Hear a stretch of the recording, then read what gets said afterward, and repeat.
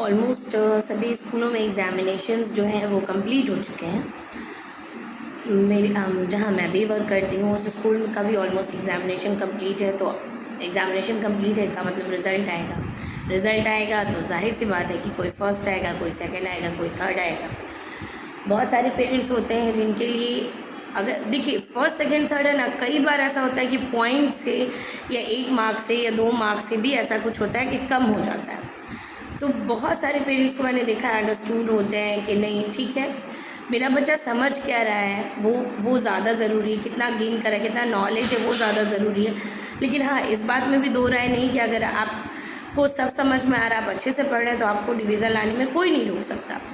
लेकिन कई बार पॉइंट से या 1-2 मार्क से आप में चूक जाता है। बहुत सारे बच्चे, बहुत इंटेलिजेंट बच्चे जो हैं वो एग्ज़ाम जब देने आते हैं तो ऐसा सिली मिस्टेक्स करते हैं। वो ओरल आंसर करेक्ट बोलते होते हैं, क्योंकि कई बार कॉपी सबमिशन के बाद भी हम ये टाइम देते हैं कि हम उनकी कॉपी चेक करें, और अगर कुछ ऐसा मुझे पता है कि वो बच्चा कर सकता है, उसके अंदर उसकी कैपेबिलिटी है कि वो लिख लेगा, हम लोग उसको बुला के 1-2 बार ज़रूर पूछ लेते हैं। लेकिन फिर भी बच्चे मुंह से सही बोल रहे होते हैं, जब उन्हें कॉपी दी जाती है फिर से गलत लिखते हैं। तो एग्ज़ाम फोबिया कह लीजिए या कुछ भी कह लीजिए, एग्ज़ामिनेशन पेपर देख करके सबका एक अपना अपना डर होता है, जो कि मतलब जाहिर है बच्चे हैं, छोटे बच्चे हैं तो ऊपर नीचे होगा ही। लेकिन डिपेंड ये करता है कि बच्चे ने, अब ऐसा नहीं है कि अगर जैसे हमारे स्कूल में 70 मार्क्स का एग्ज़ाम है तो 70 मार्क्स है तो 60 अबव अगर है किसी भी सब्जेक्ट में, आपको बिल्कुल घबराने की ज़रूरत नहीं है। 60 अबव का मतलब समझ रहे हैं, यानी कि आपका बच्चा 90% पे है। मान लीजिए 50 मार्क्स का अगर कहीं पे एग्ज़ाम होता है और वहाँ पे अगर बच्चे 40s में है या 38 to 39-40 में है तो वो बहुत अच्छा मार्क्स है। उसको अप्रिशिएट कीजिए, ना कि अपने बच्चे को टॉर्चर कीजिए, ऐसे क्यों आए, ऐसे क्यों आए। हाँ, प्यार से बात कीजिए, क्योंकि दुनिया का कोई ऐसा मसला नहीं है जिसको हम प्यार से नहीं हल कर सकते या प्यार से नहीं जीत सकते। वहीं पे बात करें, अगर 30 मार्क्स का एग्ज़ाम है और आपके बच्चे अगर 20 नंबर लाए हैं, 21 लाए, तो बहुत खुश होनी चाहिए, बहुत खुशी होनी चाहिए आपको कि 20+ होना ये बहुत बड़ी बात है।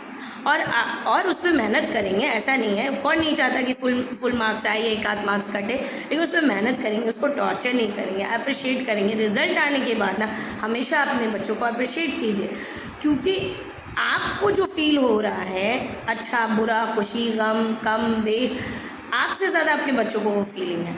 तो उस फीलिंग में उनका साथ दीजिए। अच्छा ठीक है बेटा, अप्रिशिएट करने वाला तो मार्क्स है नहीं, लेकिन ठीक है, मुझे पता है कि तुम में वो क्वालिटी है, तुम कर लोगे। ये जो एक लाइन पेरेंट्स की होती है ना, मुझे पता है, इसके लिए बस बच्चे को प्यार से समझाइए।